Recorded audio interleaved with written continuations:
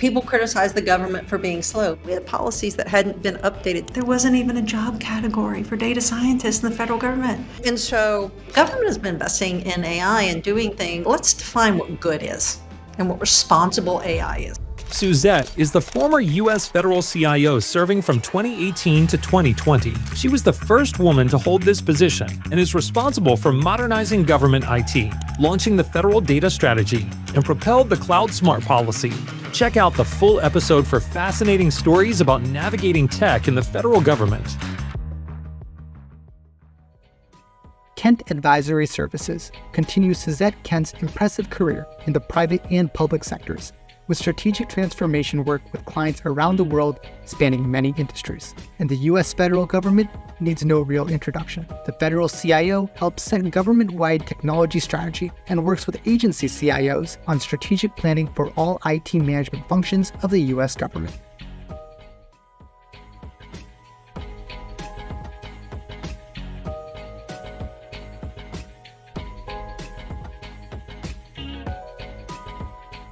Welcome, Suzette, to Floating Points. Well, thank you, sir. This is going to be fun. This is going to be a lot of fun. Today, I'm thrilled to have Suzette Kent of Kent Advisory and former Chief Informational Officer of the U.S. federal government. Suzette was the CIO of the federal government from 2018 to 2020, where she oversaw a lot of IT policy, especially around the federal space, which I'm sure we'll talk about, as well as increasing cybersecurity across agencies and a number of other initiatives. Besides just the Chief Informational Officer of the federal government role, Suzette has had a 29-year career in the financial services and consulting industries, having senior leadership positions at places like EY, JP Morgan Chase, and Accenture. And so with your track record of transformations and technology kind of initiatives, I know you're a very highly respected leader in both the private and public sectors. So I'm very excited to have you and have this conversation today. Well, thank you, sir. That was a great introduction. I think it's funny when you think of all those things, my real, kind of focus of my entire career in problem solving in really cool spaces. And so that's what I'm excited to talk to you about. We're going to talk about that quite a bit. So, we have, just to set the scene, we have 11 topics. And in the, thesis of floating point arithmetic, we're going to do everything in powers of 2. So the first one will be 1,024 seconds and 512. And when we get to the end, it's going to be really fun. 4, 2, 1. We'll be rapid fire some fun questions. All right, I'm gonna tell your listeners it's really hard for me to talk fast or talk tiny. So we'll let them work on that. I won't cut you off, but it'll be fun. But just to set the tone before we dive in, I just want to say here in Dallas, last time I spent a good amount of time in Dallas was a decade and a half ago, and we were just going around and seeing the $10 billion loop and all the new Dallas Cowboys, practice facilities. You've been in Dallas for decades. How's the evolution of the space, this entire area, is it what you expected? Is it completely unexpected? How's it been? Well, first of all, it was a pleasure to show you around the area, and it's absolutely not what I expected, but I can't say that I'm not thrilled with kind of where we are. Maybe that's a good analogy for some of the technology discussions. Yeah. You don't know exactly what the outcome is going to be, and it's delightful when it's even better than expected. But when I moved to Texas from the East Coast in early 2000s, I intentionally moved to an area that I thought was close to an airport because I traveled substantially and more rural. So rural, ha ha ha. Well, rural, yeah, that didn't go well. That part did not work out. But what is fantastic is that this area, for a while was one of the fastest growing areas in the United States. But every single company has an office here or a group of employees. All low cost of living, all kinds of great things, fantastic schools. I am obviously from the tour an advocate of the area, but it was the pace has been incredible, and it's a testament to what people can do when they have kind of dreams and big ideas and get together to make it happen. So welcome to Texas. I appreciate it. Yeah, big Texas welcome for sure. I mean, we were going down. I was like, I know that logo. I know that one too. Yeah. That one's here too. That was a lot of fun. All right, well, let's just dive right in. Let's go for it. The first topic will be the long 1,024 seconds. I get, the benefit and the honor to be able to speak to a lot of leaders, and they all have, very unique challenges they work with. But if I was to like just name a true 101 job, I would say the Chief Information Officer of the U.S. federal government is definitely one of them. And so I just really would love to. I mean, 2018 to 2020, there's a lot of activities that happened, obviously, in technology in the federal space. Really just hear some stories. I think story time is always my favorite. So, I think if we maybe just to start, I think the one that's the most obvious and top of mind was early 2020. We entered into a pandemic. Yeah. And so I just want to, from your perspective as, the CI of the federal government, like how prepared were we from the federal government? Like, what did we have to do? What was the actions that had to be taken? I'd love that inside baseball. Oh, absolutely. And I'll start with the many people when they think of the federal government and me as well. I spent the multiple decades in the private sector, and sometimes we judge what we think about a company or a group of people by the outcomes that they produce, and sometimes when you looked at the results government produced, you weren't exactly satisfied. So that might lead you to conclude, something about either the technology or what's going on. But I was thrilled with the talented individuals that I met in the technology space. But I was horrified at the antiquated systems and processes. The very first day that I showed up just to become an employee, they put almost 500 pages of paper on my desk and said, fill these out. I actually thought somebody was like joking. I thought they were like playing a trick on me and like, oh, ha, ha, ha. I said like, no, really, where do I go do this? And they're like, no, you fill out the papers. And I was like, you have to be kidding me. And then, I was coming out of a global consulting firm in JP Morgan where the tools and business processes are leading edge. And so I said, okay, like, where are my, conference tools and what are my work, kind of enablement things? And they said, we don't do that. Like, what? And so, and part of the reason when I went into government, one of the very first mandates, from the, executive branch leadership was update all these policies. And so we had policies that hadn't been updated, technology use policies for the 124 agencies of the federal government, particularly the 28, primary CFO Act agencies that hadn't been updated in 8 or 10 years. Well, your listeners know, like technology moves at the speed of light these days. There's barely any social media. Smartphones were like starting, like that was the levels. Oh yeah, all kinds of things. And so where I'm getting to with the pandemic is just, I kind of had to back up a little because when I first went in, obviously there were many things just about the basic work environment that we had to address. So some of those were work efficiency tools of common email for agencies. That didn't exist. That's crazy to think of at that time, but it didn't exist. And, working with the leaders across all the agencies, that was a priority. We didn't have ubiquitous conference tools. We didn't have, information sharing protocols. Not all agencies were connected for cybersecurity information to a common dashboard so that we could manage cyber threats as an enterprise in a very efficient and timely way. So some of those things are, what I would just call kind of business maturity and enterprise maturity, right? We had to think about not just individual agencies, but the government as a whole. So a lot of the work was in those spaces.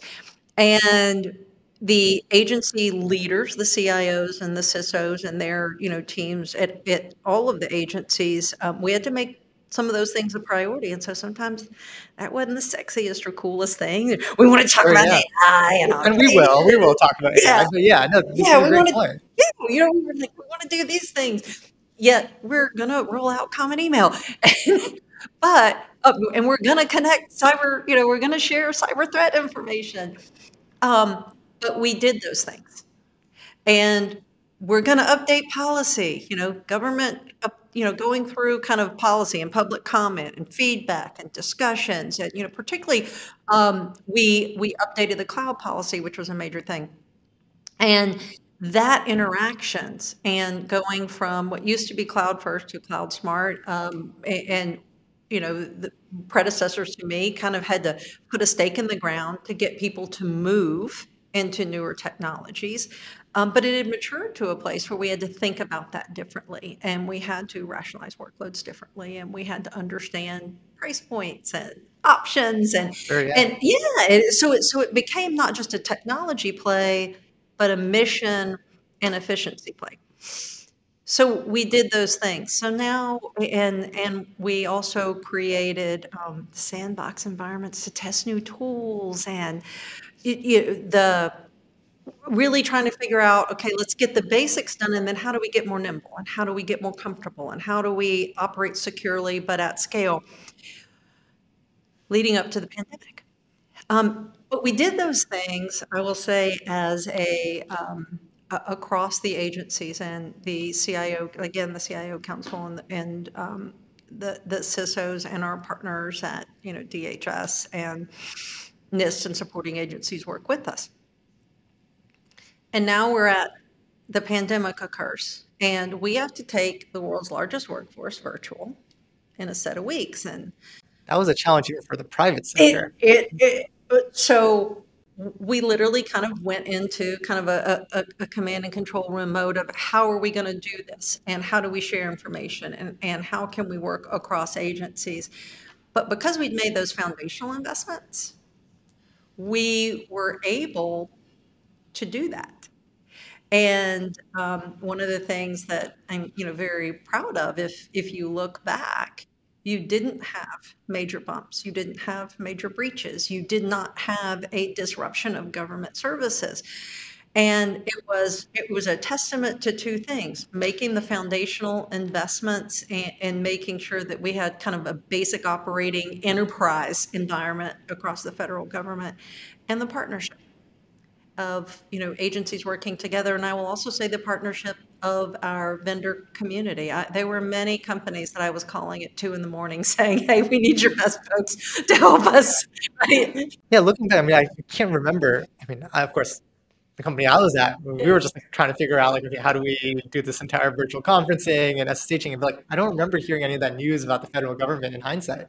And I'm very glad. Yeah, I know. It's great if you're not in the news. But it was, again, my 2 a.m. phone call, or my phone call to this CEO or that CEO asking, that we ensure kind of continuity of support in that time was very important. And the entire community stepped up. And I also saw something else. People criticize the government for being slow, but when we had to, the PPP loan program, for businesses was envisioned, we had to create that whole thing in a couple of weeks.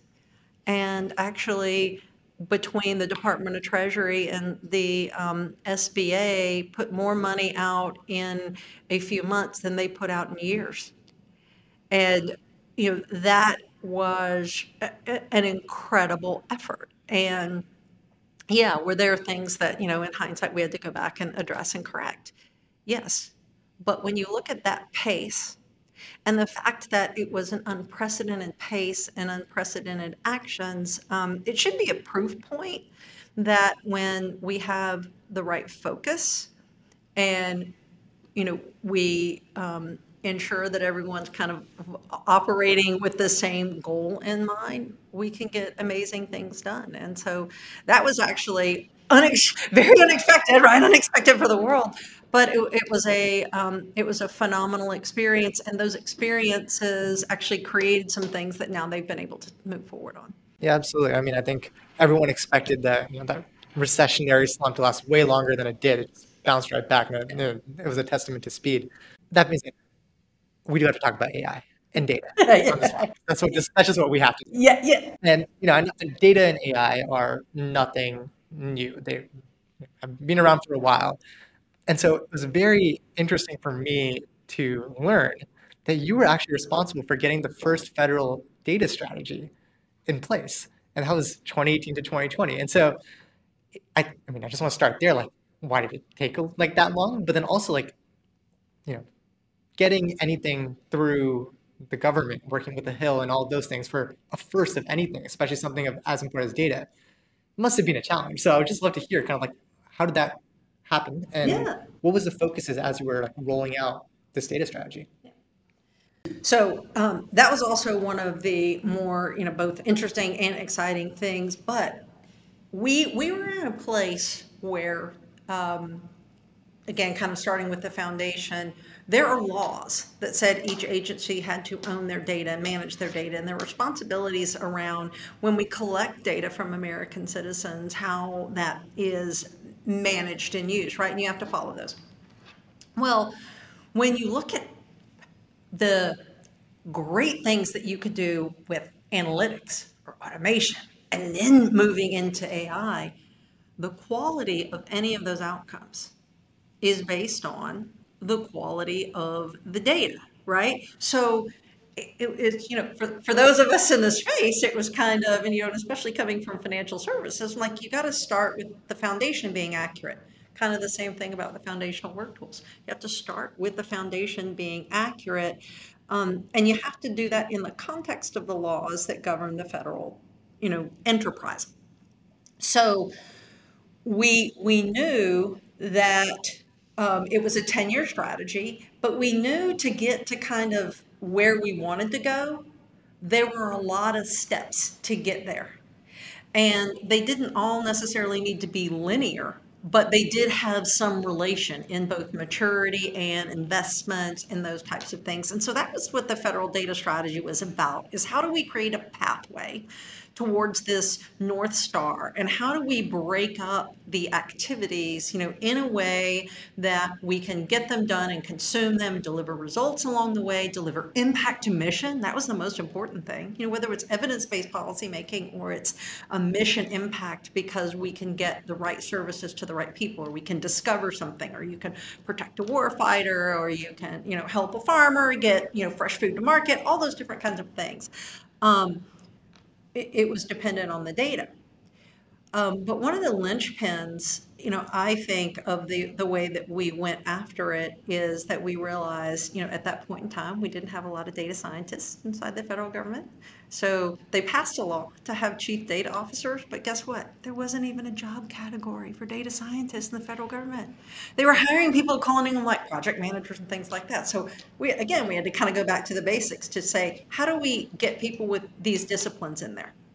And then how do we find the people inside the government right now today who have that deep expertise in what is in the data, how the data is appropriately used, and those types of things, whether they were at a statistical agency and they, truly had, that kind of discipline, or whether they were kind of a process owner or a functional owner inside the agency. So we created what we called kind of data fellows. And so we created this position and a team, and we asked people, some cases nominated, some cases I had to beg, but we got people to come in from across government, across all agencies, and be part of creating that federal data strategy. So, start with the end in mind, build the foundation, get set a big table, get a lot of experts to the table. And the last thing you mentioned, the Hill,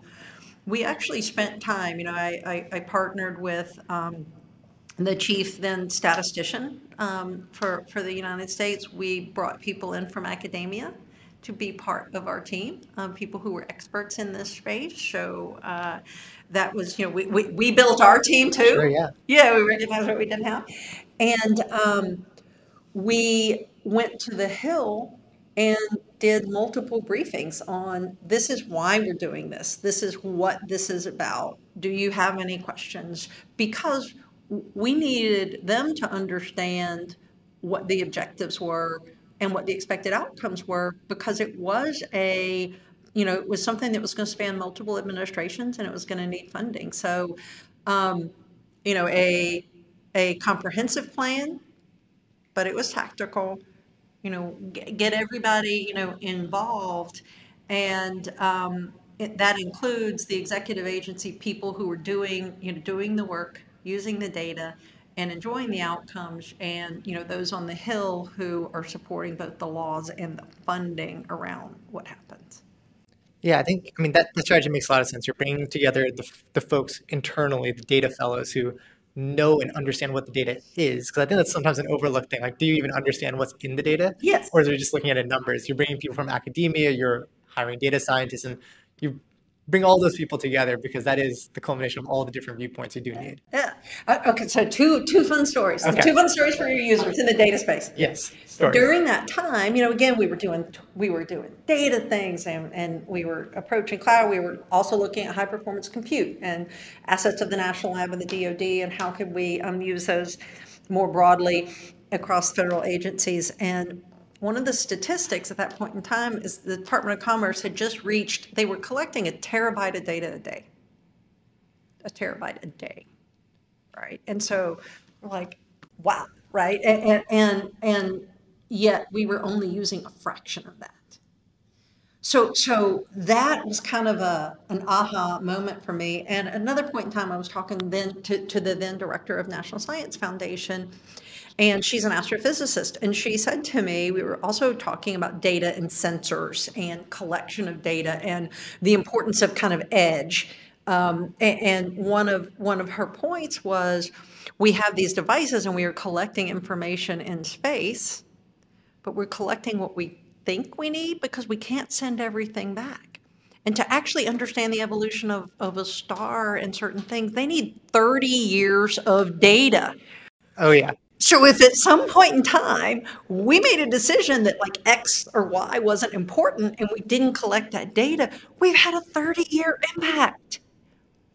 And the really cool discussion that we were in is, how do we create both technology and device kind of infrastructure that lets us consume the greatest amount of data and get it to a point where we can make it usable, so that if we know to do something, we can do it, but if we might need it later or whatever. But so you got to make a decision that's going to last for 30 years. Yeah, I mean, 30 years is a scale that I don't even think I can fully comprehend. I mean, we make decisions where it's like, oh, we weren't collecting this data for like a week, and that's Right, this is a whole other level. Right. I know we're running time on this section, but I do have to ask, because we've set up the technology, we've set up the data side of things. Of course, the entire generative AI wave happened after your time as federal CIO, but AI was nothing new. And so and everyone today is seeing on the news conversations around AI and regulation, but what were those discussions like during your time as the federal CIO? Like, how were you viewing AI and the potential impacts of AI? I don't think anyone saw this coming, but what were you talking about at the time? Well, we were absolutely talking about AI as a governmental capability. I think the kind of public consumption is what might not have been on everyone else's, or certainly wasn't. I wasn't thinking of that same way, but the government has been investing in AI and doing things, especially in our national labs, for 40 years, right? So it was not a new thing. But what we were discussing was the art of, or the what is possible.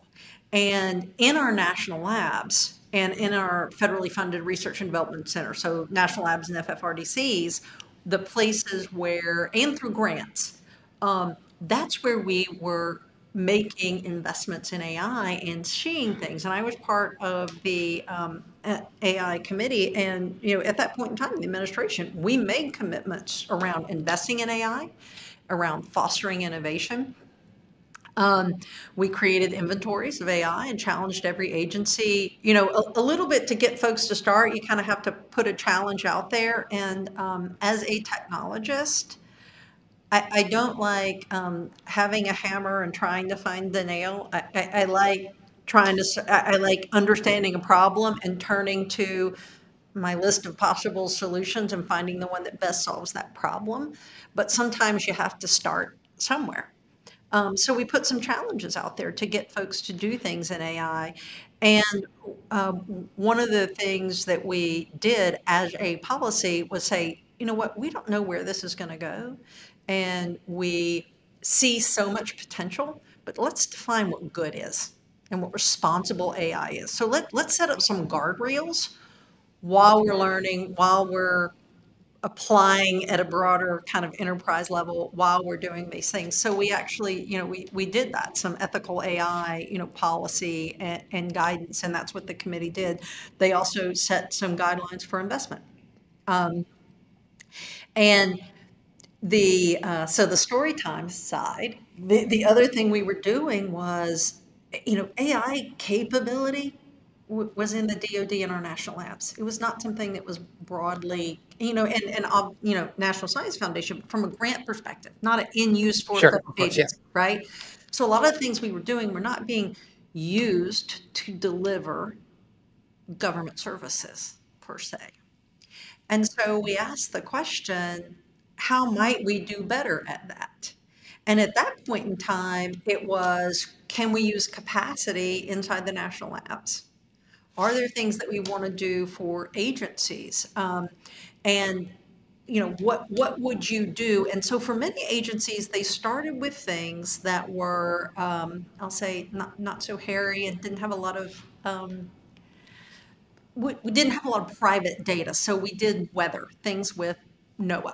We did things. One of the things at HHS, they literally said, what policy conflicts with each other? They loaded all the policy, just tried to figure out. How many popped out? It was insane, Okay, all right? right. The amount of things that were like antiquated or conflicted with each other. And then you have the results. What are you going to do about it, right? Because some of it has to pass law. But just having that answer was very interesting. One of the scenarios that I was most excited about was that in one of our national labs, they took weather data, transportation data, kind of jobs data, and they started with a really important question. If there were to be a massive hurricane, where should we put ambulances to ensure that, that they could serve the people that were most likely at risk, and that they could get them safely on roads that weren't going to be flooded or washed out to a hospital, and a hospital, that could support the capacity. So you just like quickly click through all those different pieces of data, running that kind of simulation kind of in a non-high performance compute environment with no inference capability on top of it, was a tough undertaking at that point in time.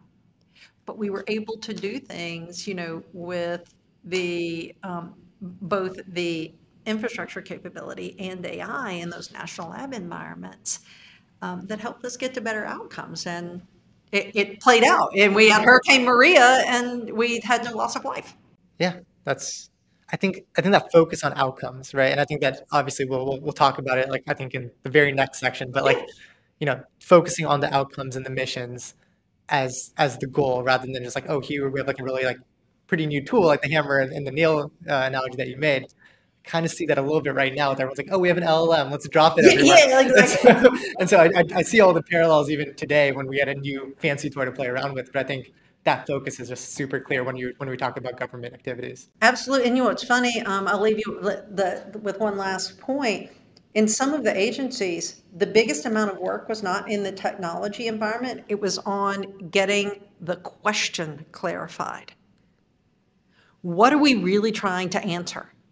And it was always very interesting to me when we spent more time on that, we got a better outcome. So before we even touched data or anything from a technology's perspective, exactly what are we trying to answer and what are we trying to achieve? And getting the question right helped us have a more powerful outcome. Absolutely. I mean, there's so many more stories I wish I could hear, but we do have to move on to the next section. So we're going to keep going. And I think this was actually a pretty natural transition. We're talking about, mission, stuff like that, because, one of the unique things is that you've spent time very deeply in the public sector, but also very deeply in the private sector. And, in both finance and consulting, I think there's parallels and differences that I would make with the private sector. And so I would love to kind of dive a little there and maybe let's start with like finance, for example. because finance, government, both regulated. So there's some similarities there. What are the aspects of these two spheres that you found surprisingly similar, and what things were like the biggest differences in that you knew immediately or in hindsight? Yeah. And obviously, right, it's my personal experience, so I'm very biased. But having spent a career in financial services, the crux of that business are things like the security of client data, the precision of anything that you do, the protection of privacy, the speed at which you do things. And in any financial institution, even our smaller financial institutions, are connected through a global network. Whether that's to send a wire or to move a check, which we need to quit doing that too. But anyway, but that environment is, a credit card, right, and authorization, globally connected, high precision operations, and governed by many, many rules, and a lot of those rules around how you disclose what you're doing to the customers that you're working with. So whether that's how you calculate interest, or that's what products and services are available to them, or helping them understand how to use kind of different things. So with that as a background, some of the concepts of cybersecurity, information precision, privacy, understanding the law, informing kind of the paradigm in which you could operate, those were common. And I worked in so many different countries. I also understood information use and protection and things like that globally. So those things are very similar. And in fact, when you think about the world's largest financial institutions and the organizations and partnerships they work in, so not just the institutions themselves, but things like SWIFT and NACHA and trade, how all of that works, those are precision operations at scale. That's what the government demands. And many of the vendors who offer solutions in those space are the exact same vendors who are operating, in our federal space, because they can operate at scale with that, precision, transparency, stability, attention to cybersecurity.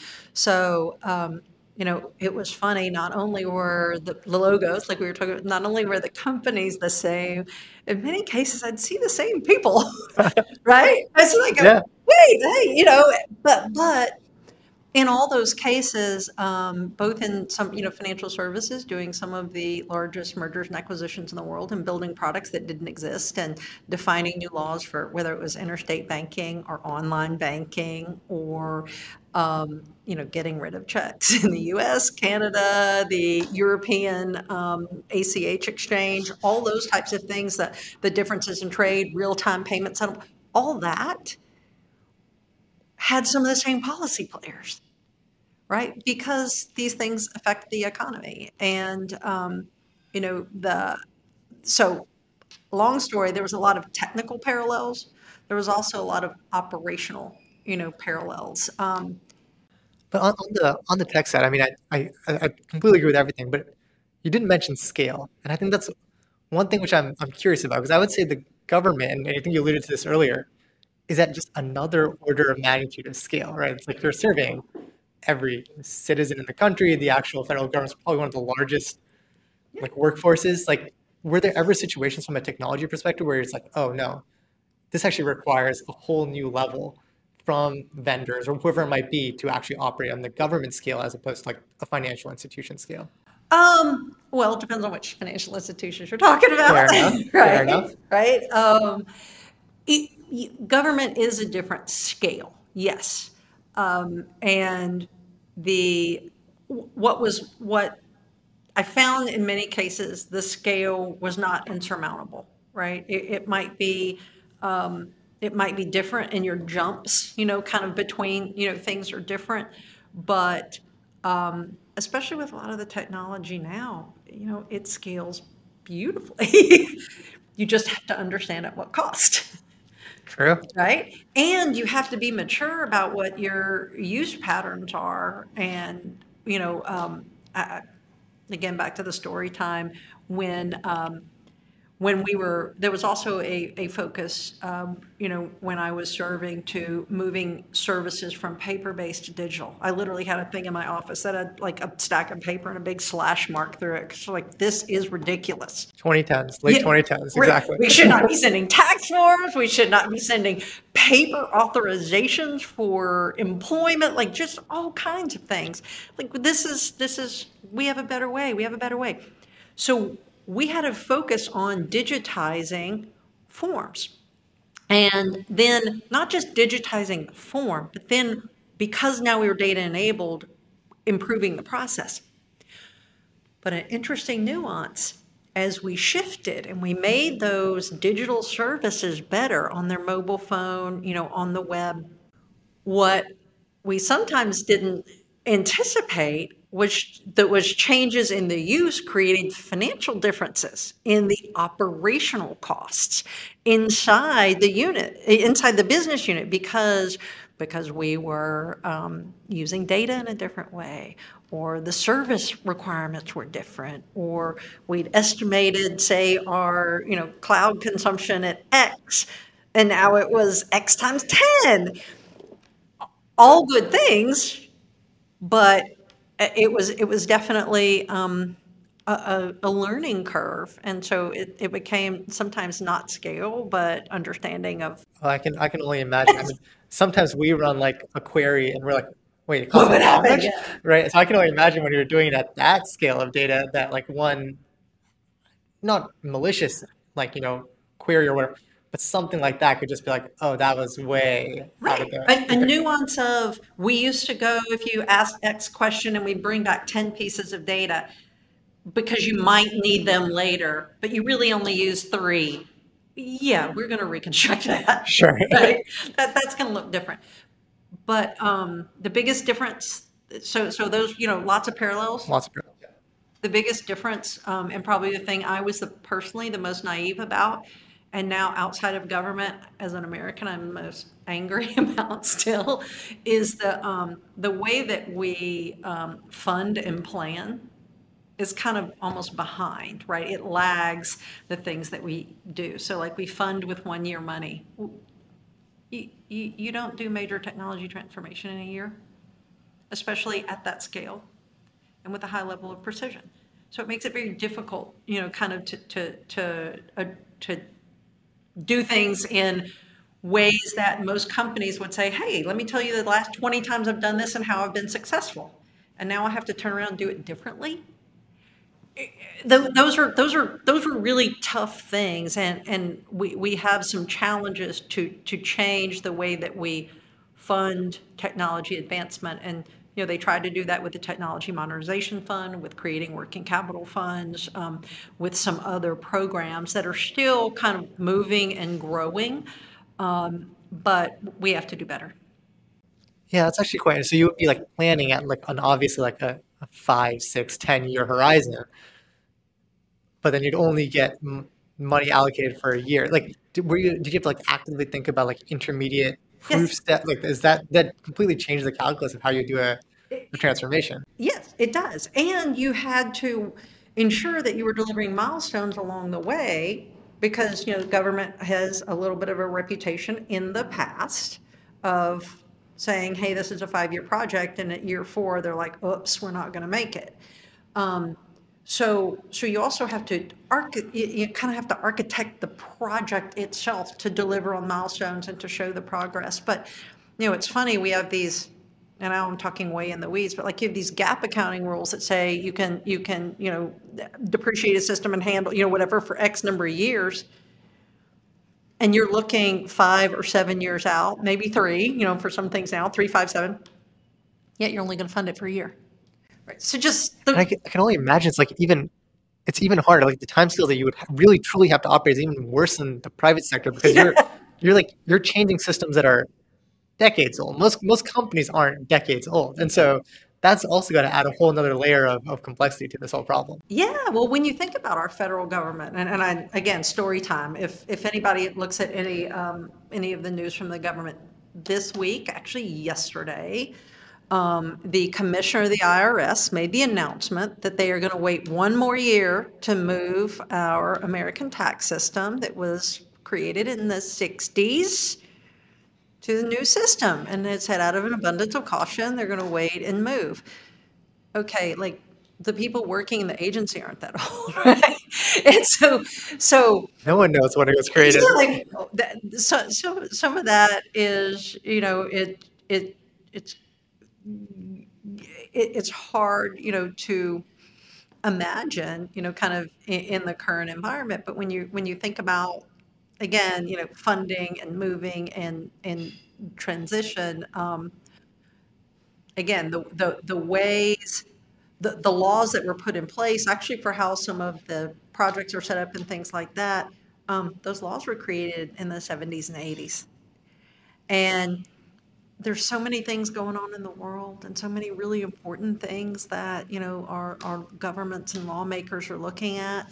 Sometimes the nuances of changing accounting structures for technology projects don't make it to the top of the list, right? That sounds like That's really fair. whiny and in the weeds, but I'm making the point that we have some kind of antiquated ways of doing things that sometimes get in the way of the pace and the construct of how work is done. And coming out of the private sector, that was something that I never anticipated, and was a big learning curve. And, I have to applaud many of the vendors who do work in the government space, because they also have to change, the way that they do business. And I think if we can advance the ball there, we have a better chance of improving the outcomes with government technology projects. Absolutely. Again, another topic I wish we talked more about. But we're going to There's keep a moving. lot of stories Yeah, there. we're going to keep moving. So Right. I'm going to completely change the topic here, because we talk a lot about the government. I know this isn't something you give much thought, but you were the first female federal CIO, and so I think there's just a lot that a lot of folks can learn from you when it comes to leadership and work and career and how to think about that. So I think I'm just going to start with that broad question. Were there any like moments in your career that now, like looking back, were things that you go back and you're like, oh yeah, that was really formative and really important for me to be like kind of where you are today? I'd love to get that perspective. Of Okay. Um, a couple of again, stories, different stories. course. I remember one time, I actually, I never think, I don't, sometimes I don't think about that on an everyday basis. But like you said, there's sometimes you look around, there's a moment. I remember walking into a room as the business leader, and I was the only female Yeah. in the room. And I also remember at one time in a consulting company, I was our team won project of the year, and the reward trip was a golf outing, and everyone shared rooms. And I was the only female. So I was like, can we rethink? Can we Yeah. rethink, like what this is? I went into a major policy discussion even, in the government, and I looked around, and this was a moment for me. I was the only female, and my chief of staff was a person of color, and he was the only person of color. And I looked right and left, and I said, we need more friends sitting up here with us. And, those were kind of, moments.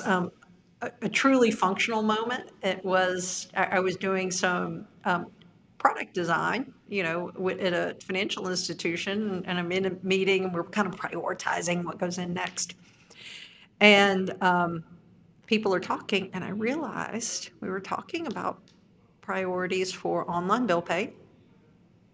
And everyone in the discussion, except for me, at that point in time, was a male. And they were answering them like, wait a minute, let me ask a question.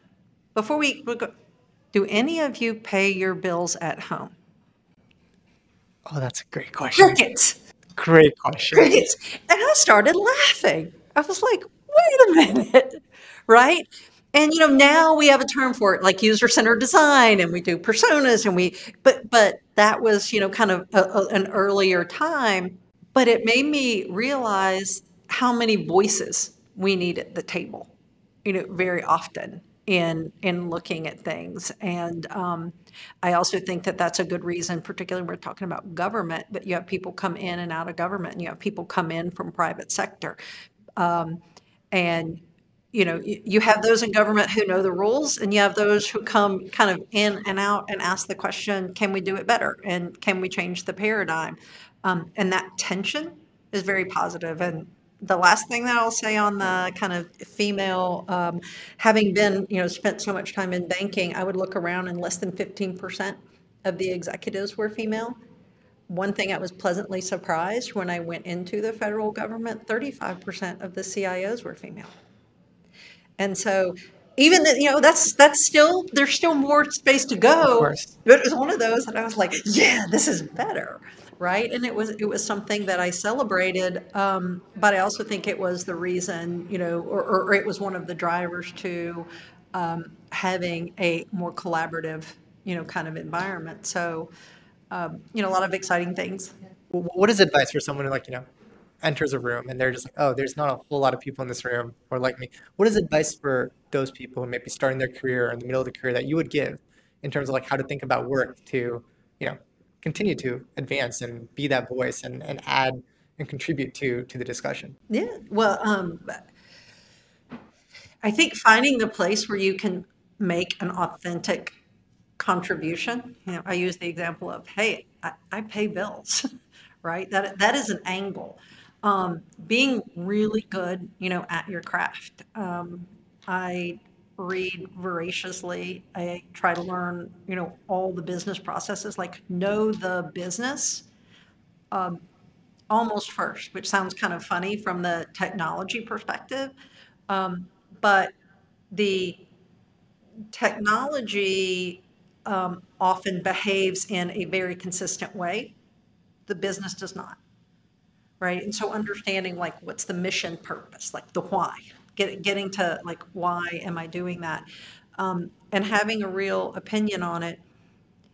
And when you're in discussions and situations, contributing that opinion, with those facts and that perspective, knowing kind of when to speak up, and ensuring that you do, do that, and that probably the hallmark of my entire career is I actually get really excited by the hard problems and solving, the hard problems. But be involved with solving the problem, even if you have something to say, hey, I don't think this will work, but we could try this, or could we consider this? Find a way to be involved in solving, the problems and the challenges, and then celebrate all the people who did that with you. And that'll get you more opportunities to solve, bigger problems and to invite more people to the table. Yeah, that's great. I mean, there's so many nuggets in there. Have an opinion, think critically about the business, come with the facts. I think there's just a whole lot there that I think every single person who I've gone to know who's been successful in the career just embodies all of those characteristics. And I think Yeah. that completely nails it. And that's it. And that's anybody, right? That has no, gender, Of course, yeah. or level, because sometimes, I would see one of my favorite story time. And I might have shared this with you when we were talking about something else. We had we were working with a group in the military, and we were trying to solve a particular problem, and this person ended up winning an award. But it was very funny. It was probably the least senior person in the room, who was very new to the process, hadn't said a word the entire time, and then she said, wait, couldn't we just do X? And it was one of those moments everybody in the room just kind of went, Oh my gosh, that's so obvious. But it was that brand new perspective. She was bold enough, and she was not personally intimidated by the fact that, she probably did have, the least tenure, but she had a great idea, and she had, the facts behind it, and she had personally experienced kind of what the issue was. So she brought that authentic view to the table, and hit a home run. Nailed it. I think there's just like stories upon stories in the tech sector when this just happens. And Yeah. every single time I hear a new one, I'm like, here we go again. Yeah. All right. Well, we're going to keep moving, and now the questions are going to get shorter and shorter. So now we're going to like just a couple of minutes. Yep. But now you spend most of your time now like advising and being on boards in many companies. I know that speaking to like solving hard problems, you get to talk about lots of hard problems at once. I kind of just want to get perspective as someone who's like advises a lot of companies. How do you determine whether like a company is someone like, oh yeah, I believe in this company, or this is a company that I would add value to? Like, how do you go about approaching advisories on boards? Yeah. Well, and some of it's kind of, sometimes people, come to me, sometimes I Sure. see a challenge. And so I try to be, what's the right word? Self-aware of what can I bring that is unique and different, right?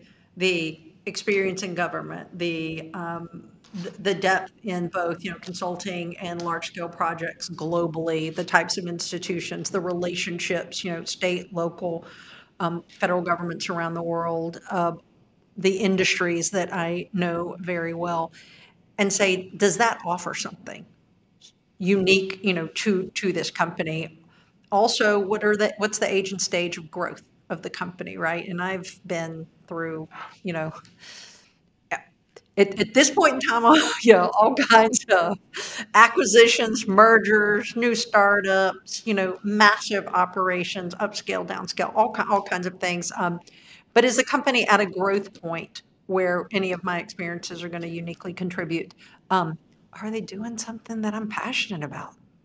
I am so lucky and blessed that I'm at a point where I can work on the stuff that I'm really excited about. Are they trying to solve something that hasn't been solved before, that's at that nexus of technology, business, maybe policy and law, that there aren't that many people who actually have real-time experiences in those kinds of things. And on the personal side, they have to be fun people to work with. I have to like them. It always comes down to the people, right? You have to like them. You have to trust them, and you want to be part of. I want to feel excited and proud about the work.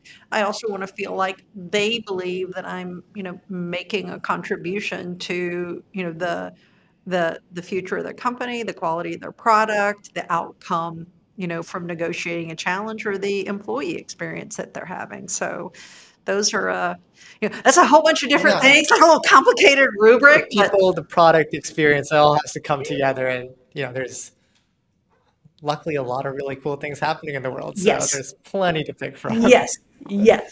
Awesome. Well, okay, we're going to keep moving on. Right. This next one is a staple of the podcast. And it is, I always like to hear, what was the first thing that you did with generative AI, which convinced you? It could be ChatGPT or something else, where we're just like, oh, this technology is real. So two things. First, I asked questions that I knew the answer to. So I wanted to see, was suspicious it really, first, right? and fact check. I'll start really easy. And then I had somebody called me and said, "Hey, I asked ChatGPT this question, and the answer was you." And I'm like, "What?" And so I was like, "Wait, now you have to tell me how." So then I went back and I had to recreate that thing, and it was actually very funny. But now I personally sometimes I personally will challenge, and then especially in things where I actually know the answer or I know the data, because I'm very interested in what data it's pulling from, and what the quality of that outcome is, and the majority of the time it's pretty good. It's surprisingly good, but yeah, I always love challenging. Just like what is the frontier? Because like obviously these systems can't do everything, and so just understanding where the frontier is, like, okay, if the frontier is expanding, now what can we do with this technology that we couldn't do before? Exactly. So that's always been a lot of fun. Yeah. Um, do you remember the question that was asked that gave you the answer of you? Well, he actually said he asked who has had an impact on federal IT technology and policy, and I was like, what? And I'm glad, but it was very interesting, The right? internet knows. Yeah. The internet's never wrong. So Yeah. Oh, yeah. There we go. But it was very funny. I was like, well, I'm glad he didn't, ask a question. It could have been all kinds of things, but of course. Okay, great. So now we're at some minutes, 30 seconds. yeah. I mean, we've gone from the big transition from private sector to public sector. With that also came with the transition of Dallas to DC. And so, of course, I would just love to hear one thing that you maybe about DC that was unexpected or something where like, oh, that was like a really nice aspect about DC that I didn't maybe appreciate at the time or whatever it might have been. Yeah. I loved that I could walk almost everywhere in DC. And I love free museums. Oh yeah, the museums. I think that's, I guess in hindsight, that's a pretty straightforward. Yes.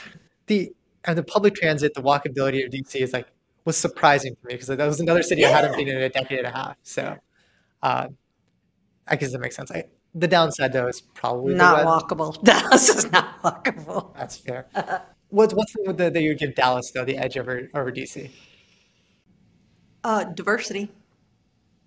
I enjoy the diversity of what people do and the where and how people live, and the fact that you can do, almost everything, whether it's sports, arts, music, nature, all those kinds of things.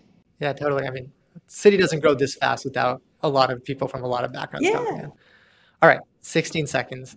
I mean, you've worked with a lot of different types of technology, so I'm sure there's a little hacker or two in there that you've been able to figure out. What is one productivity hack that other people might not know about that you use on a day-to-day? Non-technology productivity hack is that I will literally put on my calendar a meeting, but it's really just for me to catch up on all the other things that I I have. think you gave away a secret of a lot of people at this point. It's just a small one, but I would tell people like, do not move this. But right, you can't plan a day, and especially inside there was always something, and that was one of them. Is planning a meeting that was my time. Absolutely. Oh yeah, sometimes I'd find someone else who wants to have their own time, and then we schedule a long one. Yep. That's great. Yep. It's fantastic. The other thing that I would do, and I would encourage anybody to do this from an industry, whether it's your industry or whatever, I would find the most trusted news sources, and I would set up my own scan on certain words and topics, and I would I would actually have the tool pull for me every day. Yeah, I know. And just read the stuff I care about. Absolutely. All right, now we're at the sub 10 seconds. Yep. So at the 8-second mark, with such a busy career, what's your favorite thing to do to just unwind and relax? Cook. Cook. What's the dish? Like if you had to make a dish. Jambalaya. Oh, that's good. Now I really want to eat jambalaya. That's great. All right, 4 seconds. I always, whenever I talk to someone, there's always some unexpected hobby or interest that I would never guess before. So what is something that is unexpected about you that you think most people wouldn't assume would be a hobby or interest of yours? I love to sail. Sail.